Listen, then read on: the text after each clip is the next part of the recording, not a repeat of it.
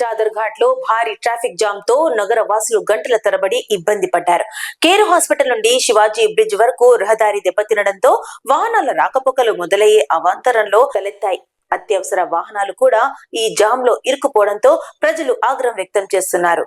చాదర్ ఘాట్ లో మళ్లీ నగర రోడ్ల దుస్థితి బయటపడింది. కేర్ హాస్పిటల్ నుండి శివాజీ బ్రిడ్జ్ వరకు 1 నుండి 1.5 కిలోమీటర్ల మేర రహదారి పూర్తిగా ధ్వంసమై పెద్ద పెద్ద గుంతలతో నిండిపోయింది. వర్షం కారణంగా రోడ్డుపై నీరు నిలిచిపోవడంతో వాహనాల రాకపోకలు పూర్తిగా స్తంభించిపోయాయి.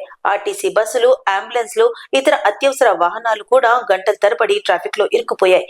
ట్రాఫిక్ నుంచి తప్పించుకునేందుకు చాలా మంది డ్రైవర్లు తప్పుదారుల్లోకి వెళ్తుండటంతో పరిస్థితి మరింత గందరగోళంగా మారింది. ట్రాఫిక్ పోలీసులు పరిస్థితిని అదుపులోకి తెచ్చేందుకు శ్రమిస్తున్నారు. కానీ రోడ్డు మరమ్మతు విభాగం అధికారులు మాత్రం ఎక్కడా కనిపించలేదు. దీంతో ప్రజలు జీహెచ్ఎంసీ నిర్లక్ష్యంపై తీవ్ర ఆగ్రహం వ్యక్తం చేస్తున్నారు. రహదారిని తక్షణమే మరమ్మతు చేయాలని, బాధ్యులపై చర్యలు తీసుకోవాలని వారు డిమాండ్ చేశారు.